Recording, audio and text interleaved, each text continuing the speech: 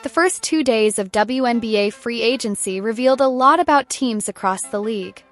For Indiana, it made one thing clear: the front office already believes it has built a legitimate contender around Caitlin Clark.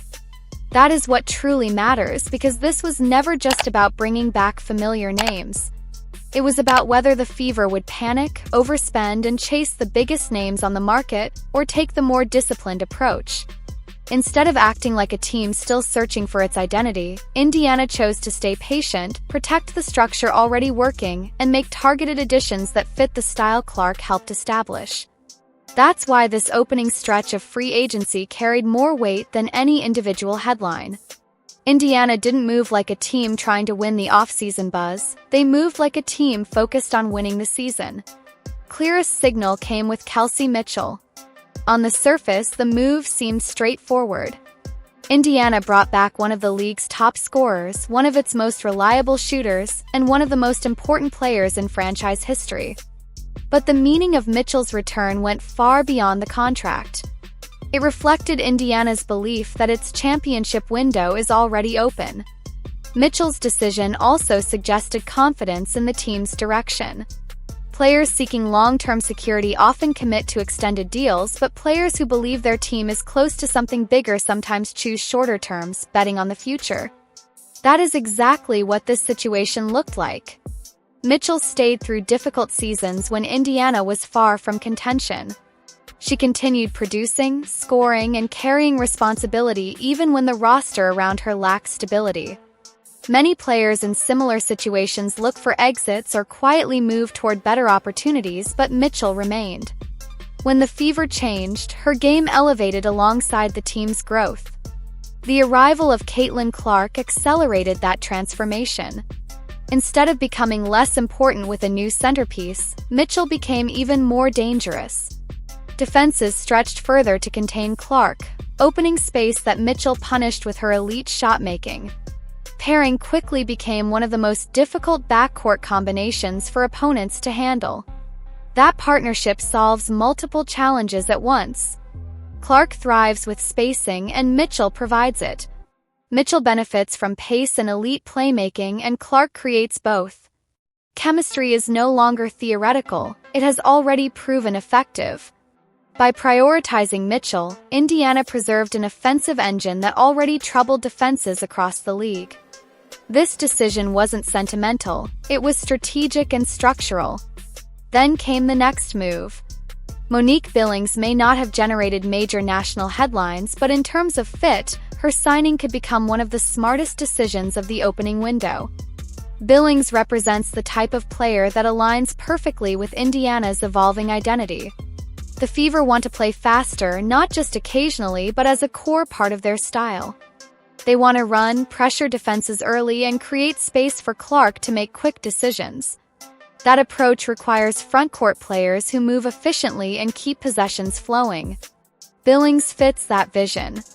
She runs the floor effectively, finishes near the basket, and contributes without needing heavy offensive touches. She adds energy and activity without disrupting the offensive rhythm. That matters because Indiana doesn't need more players demanding the ball. They need players who complement their stars, support the pace, and strengthen the structure already in place. Billings becomes even more effective when Caitlin Clark is the one initiating the offense. That kind of natural chemistry carries more value than many people realize.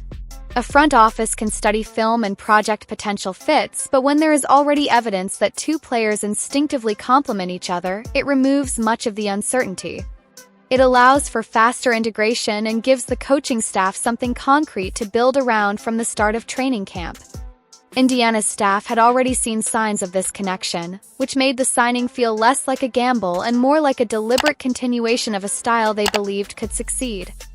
Then there was Lexi Hull, and in many ways, her return revealed just as much about Indiana's priorities as the bigger headline moves.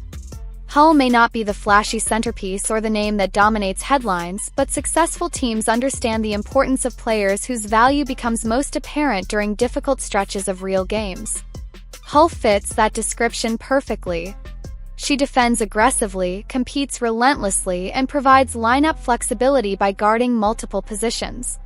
Her style of play also translates well into playoff environments, where possessions tighten and only dependable players remain on the floor.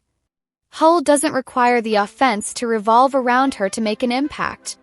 She can defend perimeter actions, rotate quickly, knock down open shots, disrupt passing lanes, and shift momentum without needing constant touches. Teams built around stars need players like that, especially when those stars attract heavy defensive attention. Clark's presence elevates the value of teammates who defend hard, shoot efficiently, and make quick decisions.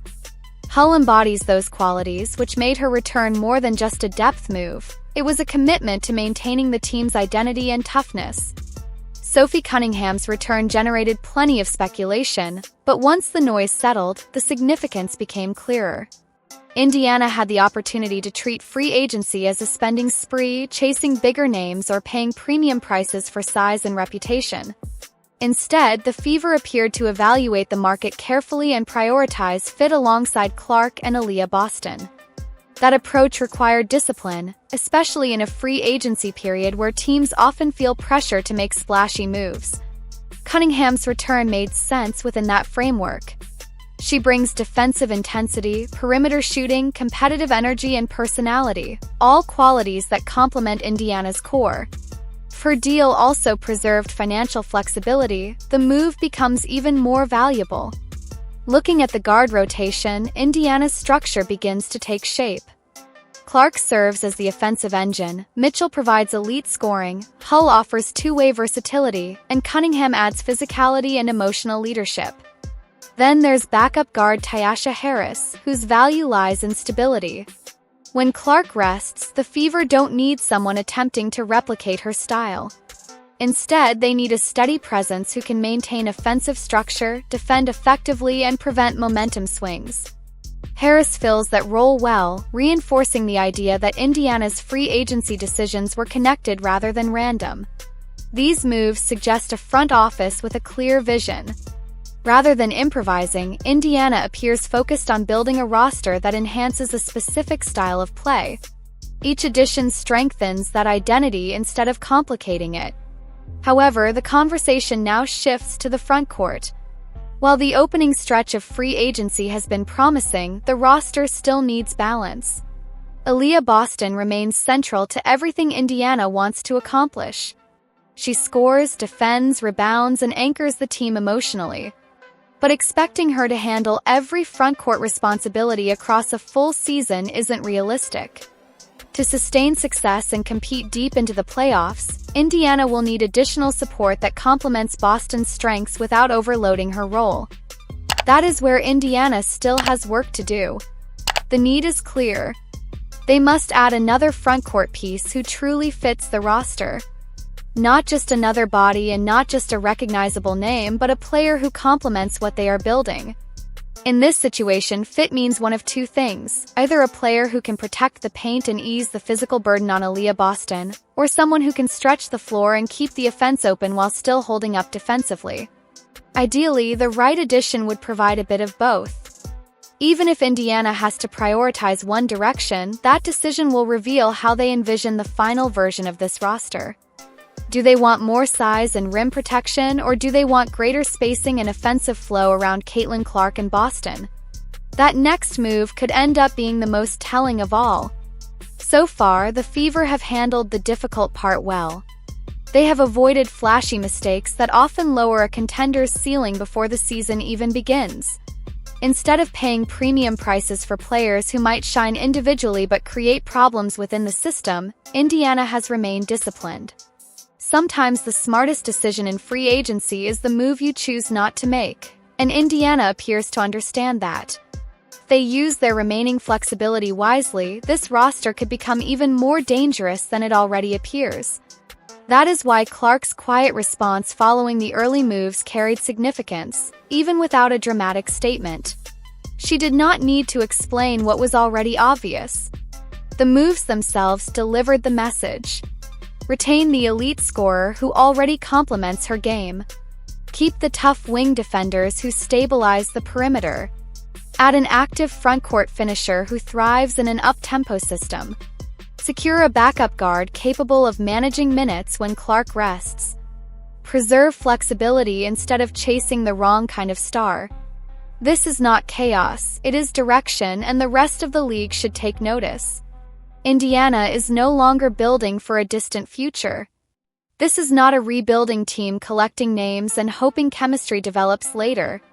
Instead, this is a roster acting like its foundation is already in place and its timeline is immediate. That shift changes expectations. For years, the Fever were judged by patience. Now they will be judged by results. When a franchise moves from being interesting to being dangerous, the conversation changes. Development alone is no longer enough. Potential is no longer enough. Effort is no longer enough. Question now is whether this roster can produce wins at the highest level. That is why these free agency decisions mattered so much. Indiana did not behave like a team distracted by its own momentum. Instead, it acted like a team determined to sustain that rise. That approach is more difficult and less glamorous, but it separates serious contenders from teams that simply enjoy brief attention. The Fever now appear to understand what the next step requires. Not just more talent, but more cohesion, more trust in what already works, and greater discipline in what gets added. If the final frontcourt move falls into place, Indiana will enter the season with something it has lacked for years. Not just excitement, but structure that supports it. Ultimately, the early stretch of moves did not just create hype. It clarified the vision of a team that believes it can win.